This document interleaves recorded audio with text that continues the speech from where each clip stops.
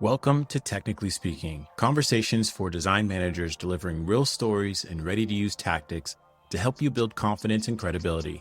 I sit down with top voices in design, tech, and business to open the black box of leadership. I'm your host, Harrison Wheeler. With 20 years in design and a decade leading teams from scrappy startups to global giants, it's time to get technical. Hey everybody, thanks for tapping in and listening. In this limited podcast series, we'll explore the untold stories of AI product development, the go-to-market strategies that actually worked, the personal projects that evolved into powerful tools, and the unique challenges of designing for AI-driven experiences. Let's get into building for the future. Today, we're getting technical with Ovetta Sampson, AI and design expert. She joins us from Chicago. She's the founder and owner of Right AI, which helps small to mid-sized businesses manage the regulatory, social, cultural, economic, and technical risks. She's formerly led teams at companies like Google, Capital One, and IDEO, and we'll discuss the triumphs and unexpected turns in building in the AI space. Ovetta, welcome to the show. Hi, Harrison. Thank you so much for having me. And I'm really excited to be here. Look, I've been excited to have you on the show for some time. I think we were able to be in person. I'm sorry it took so long. All good.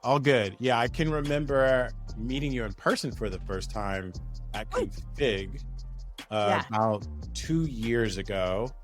Time flies because it doesn't feel like it's been that long. But here we are coming up even on another conference season again.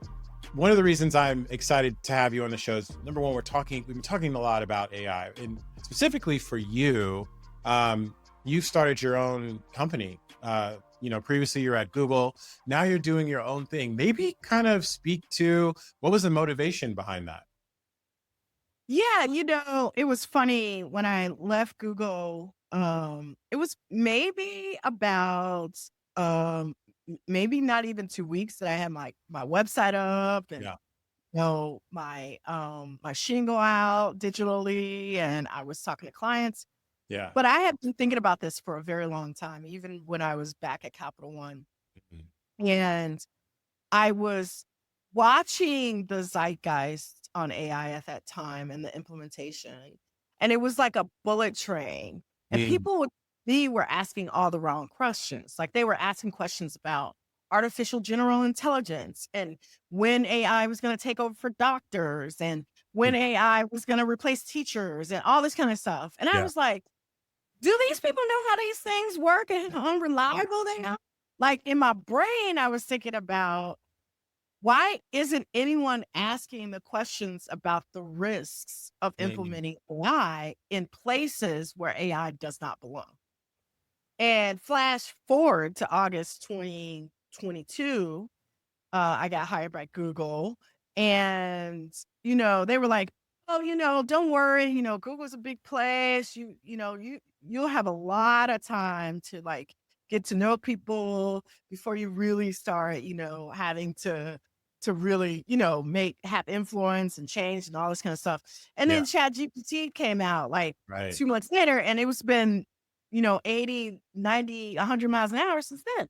Right. And so I really was like, I wish that I had a venue and an avenue to help companies take the needed slow down timeout that they need to take to really be mindful about the way that they implement AI. Yeah. And my mom used to say when I was a little girl, she would say, there's a right way, the wrong way, and your way to do things. And I wanted AI to be done the right way. Yeah. I right AI. Oh, I love that. I love how that story is built into the name. I was just talking with a friend the other day, and I don't know if you can remember Silicon Valley, mid 2013, 2014. There's a lot of VC money coming in.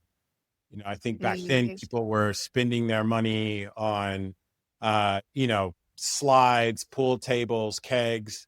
It almost feels like it's coming back, right? There's a lot of new Yes. startup companies that are having billions of dollars thrown at them. I think for Figma, I think there's a couple of boat parties that are even happening. With everything going on in this world of moving fast and breaking things, like what are ways that people should be thinking about AI responsibly, right? Because it feels like we're in a hype machine. Everything you see on a post, everyone's is basically saying, look at what I did with AI. Yeah. I listened to a podcast. It's called the Philosopher's Podcast, Yeah. and it's all about philosophy. So I forget the guys whose name now just escapes me, but I love this podcast. And the podcast that I was listening to on my morning walk yesterday was about the dark ages, right? Mm. And so the reason why I love this podcast is because he doesn't just talk about Kant or Voltaire or Machiavelli in a vacuum. He talks about the economies and histories and things that are going on around it. Mm. And one of the things that we talked about is we all know about Luther, taping the reforms to the church door, right? Yeah. And opening up a new age of Renaissance. Right. But what preceded that, right before that, was something that destroyed 30 to 40% or 60% of the population in Europe. Mm-mm. Right. So you come from the establishment of the church, right? The first pope and all this kind of stuff, 5th, Right. 6th, 10th BC. And you get into the middle, the dark ages, right? And the Middle Ages, where there's a population growth and there's still economic growth, but there's this kind of like closing the ranks around religion. And Mm. then right after that, the word is wiped out. So you're Right. like, what's the faith in God thing? Like, my mortality is Yeah. a little else. And then you get the Renaissance, right? And Right. this And this is after like the word, plague, right? right. Yep. I'm sorry, this is the Black Death, the plague, Oh, right? yeah. Yeah. Right after the plague. And so he was talking about that, and I said, that sounds eerily familiar. And in Mm. fact, I'm gonna write a column for ACM Interactions magazine that talks about the allusion to this to explain where we are, because in 2008 we had a complete collapse of our economy Right. during the housing bubble, right? Yeah. And then right after that, we had a complete collapse of the internet infrastructure and money. Right. People funding new things, pet.com. Anybody remember that? Like all of these .com bubbles started popping up around, Yeah. right? Yeah. People started retreating, right? When the economy retreats. And then all of a sudden we have this pandemic, right? Yep. That really just kind of like transforms the way that we think about work, about economies, about making money, about everything. Well, it's kind of like when you lock up a lavacious dude all winter, and then Yeah. summer comes. Yeah. What happens? They go nuts, right? They start, drinking, partying, all this kind of stuff, and that's where we are. And it just happens to coincide with right after we had a population crisis, we had an economic crisis, and now people are like, I got money burning a hole in my pocket. It got to go somewhere. And then all of a sudden, you get some little upstart called OpenAI saying, hey, we got a whole new revelation in technology out here. Right. And Right. so the charlatans come out. And just like Gutenberg was when he came out with the press, Gutenberg was a charlatan, by the way. He literally sold snake oil, right? Yeah. And stumbled upon the printing press. We have a lot of Gutenbergs out here trying to leverage this technology for their own gain. Yeah. So that's what we are in the midst of an economic windfall, Yeah. instability in government, right? So we have like, a wild card in the White House. Money likes to flow, yo. It has to flow, and it likes to flow on solid ground. Money Yeah. don't like to be up and down and Mm. unstable. And so the most stable thing out there is someplace called Google, Yeah. right? Yeah. Um, so anyway, so that's where we are. Most people are going to be like, why did she just answer the question? But I'm a nerd and I'm a Yeah. historian. And I believe that nothing is done without context. And the Yeah. context is we have emerged from a very frightening time as a world economy, and coincided that is a discoverable, newly discovered by the public technology, Right. and and and money has been burning a hole in a lot of people's pockets, and they Yeah. need it to go somewhere. So what's going to happen is there are going to be hundreds of AI startups funded. And then it's going to turn into what I call, and what really happened with MoviePass, right? Where Mm. MoviePass was a great idea, and then VCs got a hold of it Yeah. and turned it to, oh no, it's the data. It's the data that's going to make the business model. Because Right. what's going to happen is these companies will not have business models because Right. AI is not a business model. Yeah. Yeah. For folks listening, MoviePass, if they don't know the context of MoviePass essentially created a subscription where you could go to, was it an unlimited amount of movies for like It was $9.99 a month? they had it for $9.99 a month, almost $10. You Yeah, can go to any movie that you wanted, which, exactly. by the way, on its surface is not a good business model. Right. Well, it Now, turns out movies they, cost but it $50. turns out they didn't have a business model until they were going bankrupt. Right. And so, and no offense to the brothers, like Sure. the two Sure. Black dudes who started Yeah. this, Yeah. it was it was it was their thought that Yeah. if we get more people to the movies Right. and more people paying subscriptions, we could even it out. And it Yeah. wasn't a bad thought, right? Because Right. people love MoviePass. Right. Why wouldn't you love MoviePass? Right. $10 and you can go to as many movies as you want. So what they did do, they increased the amount of people going to movies. But when Exactly. you increase the amount of people coming to movies, that means you increase the cost of that, right? Exactly. And Exactly. when they refuse to raise the cost of their Mm. subscription, Netflix Yeah. didn't follow into this.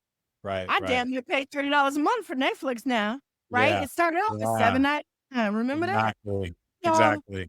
when they refused to raise the price, and they thought they were going to get money from other things like advertising, all this other Right. like Right. smoke Right. mirror stuff, Right.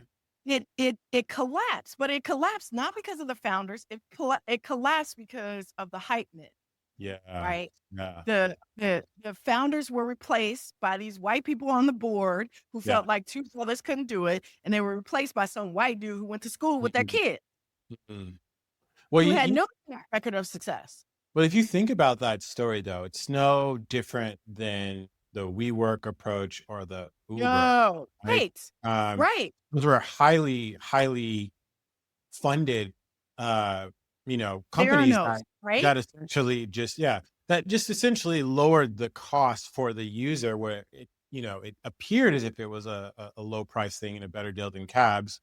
But in actuality, if you hop into an Uber today, right, you almost kind of question why you took it because it's so expensive, and maybe the times aren't as quick as they used to be. But one of the things I wanted to kind of dive into, I have two questions for you based off of kind of like the last discussion that we had. Uh, you've been, like I mentioned before, you've been working in this space for quite some time. You're saying some of this stuff isn't new, so maybe give like in terms of like what you're seeing. Obviously, there's a lot more consumer sort of use cases, but I think in terms of like real applied sort of science, and it's like Yeah. maybe give listeners and folks viewing it a little bit of background of what you've seen over the years.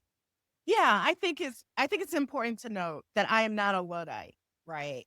I am not some person who sits on the sidelines and is like, why do we need TV? You know, we have radio. That's not me, right? Yeah. I Yeah. got into this because I am a lover of technology. And not only am I a lover of technology, the Yeah. reason I love it is because it has the ability to even the playing field. Mm. All right. So you could be a young, poor, uh, um, almost like unprofessionally educated, but engineering minded, like mechanical engineering minded, young boy in Detroit, Mm. and put you together with Commodore 64, and you are creating robots, right? Right. Like that that that help you to test the soil and water in your community, right? Like, um, you are a young teen in Kenya who has experienced violence every time there's a political um, election there, and you create a model predicting a predictive model that allows you to pinpoint when those riots first start, Mm. so that you can send an alert to your communities to help stop that violence, Yeah. right? These are examples of technology being used in what I term Mm. the good of society, right? And so Yeah. when I got into artificial intelligence way back 10 years ago, my goal was human-centered AI design.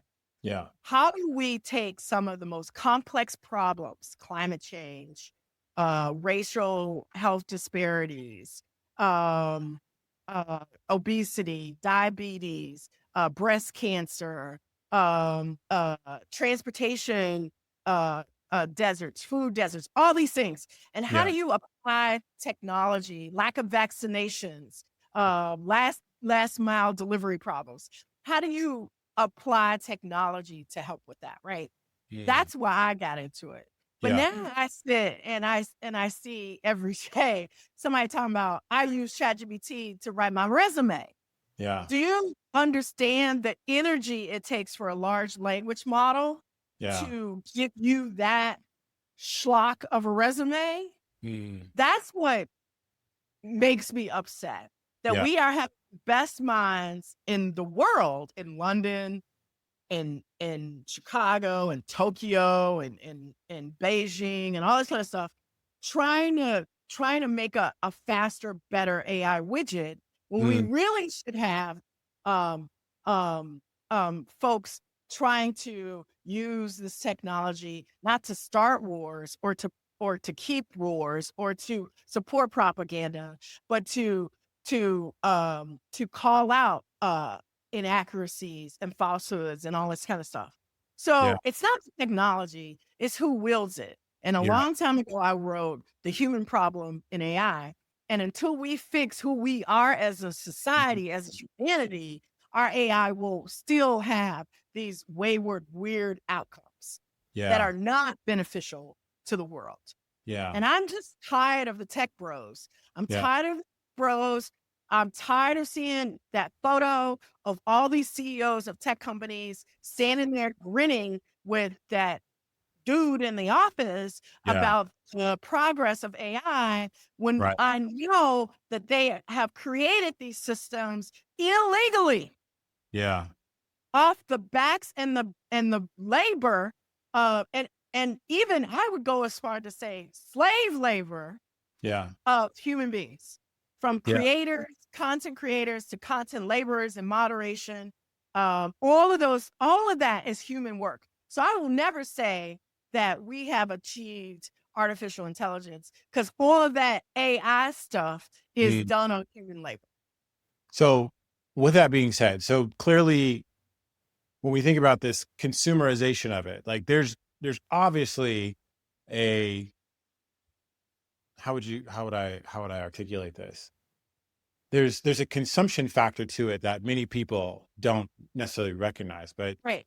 uh, clearly that energy is being produced for, I don't want to say waste, but perhaps maybe for things that don't necessarily deliver at a high degree of impact. Maybe they deliver Right. on Like convenience. I think I think yes. I would say it's wasted. But let Yeah. me just say this. So I used to be a journalist, Yeah. an international journalist and humanitarian journalist. And one time I was in Kaduna State, which is in Yeah. northern Nigeria, Yeah. and I was on my way back to Lagos. and I went to the airport. We're driving to the airport, and the airport was on fire. Mm. So when we got into the airport, the people who were supposed to be flying our plane were like sitting in the lobby. So I'm Mm. like, we're probably not going anywhere today, right? Yeah. And so I'm like talking to people. I'm like, what happened? Yeah. And they're like, oh, they lifted the gas subsidies. So in developing countries, a lot of time what they do on necessities like bread, gas, water, or Yeah. not bread, fuel, commodities, things like that, is that the government will subsidize the price. Mm. We know that as healthcare, right?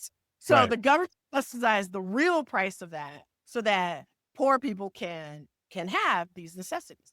Yeah. But these subsidies can't go on forever, right? Right. And so the government actually needs taxes, like they need money to perform. And so Nigeria had said, you know what, we can't keep subsidizing fuel, so we're going to lift those subsidies. And people lost their minds because gas went from 99 cents a gallon to $10 a gallon. Right. Now, I don't know about your bank account, but that's really hard. And Yeah. anybody trying to buy eggs realizes that, right? Yeah. This is the same that's happening with the energy consumption that it takes to run a large language model. Yeah. Companies like Google, OpenAI, Facebook are subsidizing those costs, right? They're Right. saying, hey, we are not going to pass those costs off to our consumers because we are trying to get this technology off the ground. We want them to adopt it or whatever. Right. But then you have Sam Aldrin come out there talking about don't say please and thank you to our models. Why is he saying that? Because every time you say please and thank you to a model that doesn't understand what please and thank you is, that model has to use energy to support that and get to what you really want. Yeah. So now he's policing our speech instead of building a better, more efficient way to do large language models. You see how that works? The subsidies on the energy consumption, the cost of these models are starting to be lifted. And that's when consumers are going like, do I really need to pay $400 a month for GPT to help me with my resume? Yeah. But this actually feels like there's a cascading effect even tied to this, right? Because majority or a lot of these companies that are starting up are building their engines off of those models. Yes. Yes, Lord. And and so people are like, oh, I'm just going to implement API or AI. I'm just going to sign up and do my API through ChatGPT, and I'm going to do it through Google, Gemini. And Lord, I'm waiting for the airport to burn, right? Because I know how much it costs. Yeah. Like I have actual numbers. Yeah. I know. I can tell you right now what Google spends on Gemini. Wow. And if I told you, it would blow your mind. Wow. And I know that that's unsustainable. Is there I don't care how rich you are as a company? Yeah. It is unsustainable, and they know it. Elon Musk went and built his little data center, right? Yeah. Go to the video and have him explain what he had to do on the data center, because all of this is fueled by data, right? And data has to be stored. And when you store data, it's like nuclear energy. Like when you build a nuclear reactor, you got to have water. Why? Because that stuff overheats. Or cooling, correct. You just think about your little garage, your little house, right? You think about if you live in Arizona or LA or hot places, you think about what happens to your thermostat. Where's your water going too? Right. And so now you think we have a water crisis in Arizona. Wait till we start having a water crisis in the Lake of the Ozarks. Yeah. Or near Lake Superior or in Canada. Places where water is prevalent, right? Because these data centers, models live on data, lives on water. Yeah. Why? Because data lives on energy. So all of this is affecting our climate. Yeah. It's affecting our resources. Right. But we don't know that. And it's the same thing with subsidized healthcare.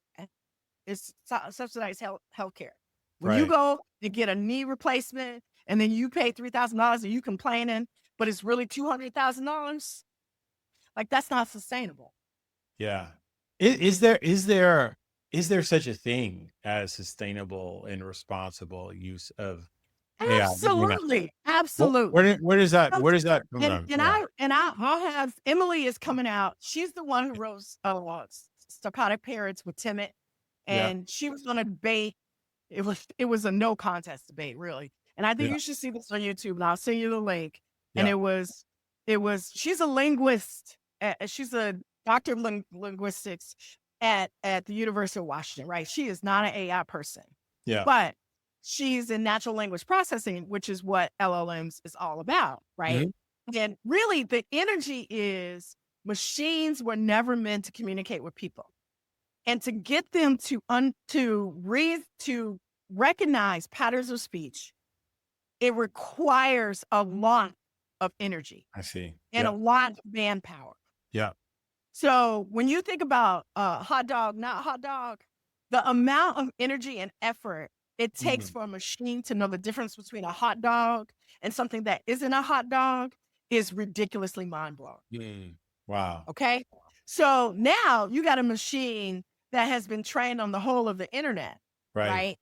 We don't know what it's trained on, but Right. you're really just asking it to give you specifics about vampirism. So now I've got to go through the Library of Congress, which Yeah. it has absorbed, and it's got Yeah. to use all that energy to hit Bram Stoker's Dracula. Right. When what you really could have did was just had a model on Bram Stoker's Dracula, and we just go to that and use that. You see Got it. the difference, Yeah. right? Well, Yeah. companies don't want to do that because they don't own Bram Stoker's Dracula, right? So Right. they have to have It something, requires paying. right? Yeah. It doesn't require paying that. Like, it's like going to the library and then saying, why should I go to Barnes and Noble? Right. Right. So the company's like, hey, we have to own part of this. So we're just going to put all this in a black box, right? We're not going to tell anybody what data we use. We're not going to tell them how it's trained. We're not going to tell them how it's labeled. And then we're going to give them these amazing magical outputs. Yeah. Yeah. Right. But when we could say, open up, this is how it's trained. This is the information it has. This is the specificity it does. And if you are looking for XYZ, come to this model. If you are looking for ABC, come to this model. A lot more efficient. So A distributed network of yeah. models. Instead of this kitchen sink conglomerate that we're forced to go to. Yeah. And then it's got to figure out what I want. So now I got to do all this prompt engineering and fine tuning and twist time. Ovetta, do you see that as an opportunity to disrupt? Is that a future that could happen, or? Yes, I see an opportunity for a public large language model that is on a distributed network, a la not blockchain, but distributed ledger, which is the same freaking thing. Fight me on this one. Where the community itself helps to fuel it, give it training, input, all of that, and can use it on a per use basis, whatever. But it's done by the community, for the community, in an open manner, and people don't have to own it. Yeah. Because this falsehood and what I call emperor have no clothes business model of OpenAI is ridiculous. This idea that I can take all the knowledge in the world that was generated and created by somebody else and charge you to sift through it to generate new content is really, I really want that snake oil salesman stuff. Because that's witch doctor stuff. Right. Now I'm supposed to pay you. You took my stuff that you said wasn't valuable. Facebook said all these books, the AI scan, not valuable. Okay, not valuable, then why aren't you paying me? Yeah. Right. Wow. So what is the difference for me going to a sharecropper in Mississippi? I just saw Sinners, so I'm going to sharecropper in Mississippi going, go pick that cotton. Yeah. And then take that cotton to the mill and then go behind the mill to the manufacturing place, and then go behind that to the store and go Right. buy your shirt. Right. Right. When you could have just gotten it from the source. When just go to the cotton and go make a shirt, Yeah. right? Yeah. Oh, no. I need to buy my shirt of the cotton I just picked because I'm providing you with the shirt making. When it comes to building responsible experience with AI, are there any sort of principles that you have that, Absolutely. maybe kind of speak to those a little bit? Yeah. It's funny you should say that. Um, I used to call them the 10 Commandments, Okay. but I switched that to the mindful AI. Okay. And I think of all the frameworks that you might want to have about Yeah. creating AI, one of the number one things that I say is that artificial intelligence is best used when it's applicable and desirable at the same time. Mm. So a colleague of mine who I worked with at Google just posted on her LinkedIn. I'm calling it out, but she knows it, so she'll be fine. Where using video, Yeah. the home assistant from Google sent a message to whomever, I don't know, it was her or somebody, Yeah. that said, hey, your trash bins aren't out. They need to go out on Tuesday, so move your trash bin out. Now, that is an example of AI because what happens is AI probably used a video and noticed that they would move the green trash bins every Tuesday or whatever. Right. And then this Tuesday they didn't. So it's trying to be helpful. Like, hey, move the trash bins. Now, is that a good use of AI? It's only a good use of AI is if I wanted it to do that. Right. Yeah. It's kind of like, what's a bad email, right? Like, what's spam? Spam is only good if I actually need the offer. Not relevant. If I Correct. offer, it ain't good, right? Yeah. And so we as designers have to help our tech bros figure that out, right? Yeah. Because we know people better. And so to me, one of the number one things that you have to decide when you want to use AI to solve a problem is it applicable and desirable? Mm.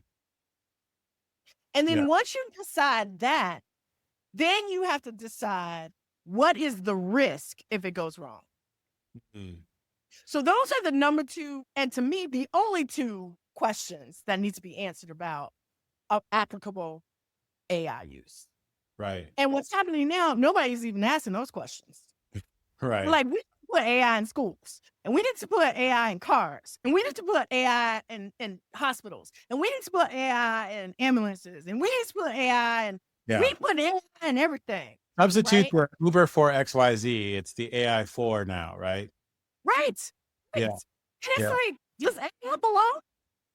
Like, we're not even asking that question. Yeah. And I worked at IDEO, and a client came to us and was like, hey, we want to put technology in cabins. And I'm sitting there with the CMO going, do people want technology in that?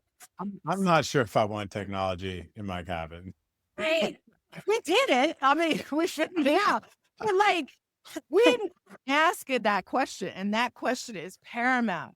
It's like, it's not just can we do it? Yeah. Right? Yeah. It's should it be done? And if so, what is the risk of doing it? Yeah. Yeah. But I got to ask you this. So you were at Leading Design in New York as a conference where I think the community is mostly sort of like director plus folks. Yes. Were there any sort of like themes and, what was top of mind in terms of for design leaders? Yeah, I think a lot of design leaders, quite frankly, are stuck in the past. And when I say stuck in the past, they're worrying about shit that don't matter no more. Yeah. And the things that they're worrying about, I understand why they're worrying about. Yeah. They're worried about, what is engineering going to do with my wireframes? And I'm like, you're not going to have wireframes in about right? To, give it a month. Yeah. Yeah. Engineers you just gonna have full blown demo prototypes with code and everything. Yeah. Like, no offense, Figma, but Yeah. it's like their whole world is about to Yeah. really change. Yeah. And Yeah. I for one am glad I'm not there, because I've been saying this for years, right? Yeah. Telling design leaders, you need to use AI. Don't be afraid of it. All this kind of stuff. I said Mhm. that ever since I got to audio, right? Nobody Yeah. was listening. Now all of a sudden, people are online getting certificates, doing an AI boot camp. I'm like, what boot camp? What you teaching? You learn AI and UX, right? Like, Yeah. what's teaching them? Yeah. Something you learned on the internet? You Yeah. surely ain't teaching them something you did. Right. Right? Yeah. Because it is rarefied air for design and researcher leaders who have actually built AI products. Correct. Yeah. Yeah, very rare. Yeah. Well, I mean, Next, if you think about the so challenges that folks are going through right now, if they're that stuck is in the one past. challenge. I mean, Yeah. just imagine you go to bed at night Right. and you speak French and everybody else speaks French, and you wake up in the morning and your clock is saying, Yeah. yeah, Yeah. yeah, what? Right. And you're like, it's Mandarin, right? Right. That is a challenge. It's Yeah. not that there's a transition here or a No. curve or something Reality. that you Yeah. get to ease into. The reality is these design teams have to shape up fast, Really or their fast. engineering teams are going to leave them in the dust. Yeah. Yeah. Then you're going to be questioning why you don't got no head count next year. Yeah. Yeah. People are like, we don't need you. Yeah. Yeah. So other challenges are skill set gaps, right? Incorporating AI into your processes as a designer and researcher, Yeah. when to use it, when not to use it.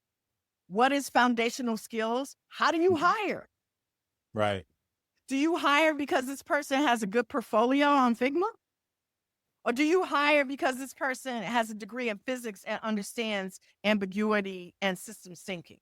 Mm. Yeah. I hire for that, by the way. Wow. I don't hire for wireframes. Why? Because when you design an AI, when you engineer an AI, it takes that kind of multiple systems thinking scenario. Mm. If this person says object-oriented um, uh, design, then I'm like, yep, I'm gonna hire that person. Because the way that brain works is the way what I need for AI product design. All of that you have to reassess Right. about what is needed to be successful as a design leader in an automated age. Yeah. Yeah. So talk to me. You got a book coming up. Is that some of the things that are going to be covered in it? Yes. So I'm writing a series of articles for ACM magazine, Associated Right. Computing. Okay. And these will be excerpts from the book. Okay. And it's all about design in an automated age. What does it mean to be a designer? And a researcher, because I was a researcher and designer. Yep. What does it mean to be a design leader? What does it mean to have a design org? Mm. What is that going to look like? Right. Yeah. Yeah. And I talk about this a lot in my presentations, but this is more like the blueprint, or what I call a roadmap for Yeah. people who are like, what the WTF, yo. Yeah. And that's where we're at right now. Yes, and that's where we are. It's really for people who are like, I'm a good design leader. Yeah. At least I was yesterday. How do Yeah. I become a good design leader tomorrow? Right. Yeah. And here's the secret. There is going to be a ramp up time. It seems like overnight, but we all know that the Titanic didn't sink in a minute, right? Right. These companies are going to take a lot of time. Remember, we were all doing digital transformation. Remember that? We were Yeah. all it was going to be this big digital, and people were like, my data is still on prem. You were like, okay, it's going to take a while. So that was a transition. We're still, it's going to be a transition. All I'm saying, that transition is not going to be very long. Mm. And so I was at University of Illinois speaking to their graduate students and undergrad students. And, the student came to me, he said, what I'm learning in my graphic design class, it ain't out there in the real world. And I said, first of all, astute, you're right. Yeah. What they teach in college is not what they're doing out there. Yeah. So as design leaders, we have to find ways to bridge that skills gap with our team. Yeah. We cannot leave that to training and HR. Right. Yeah. And by the time they come up with the training, it'll be outdated. Right. But there will still be perennial skill sets and needs. System thinking is one of them, because the cool thing about AI design is the possibilities and scenarios of outcomes, right? Yeah. And most people are not used to that. Most people are linear. They're like, if I do this product, it's going to behave this way. What if you have a UI that has 5 different ways to behave? Right. Depending upon the engagement of the user. Yeah. But somebody has to design those ways. Yeah. Personalization, right?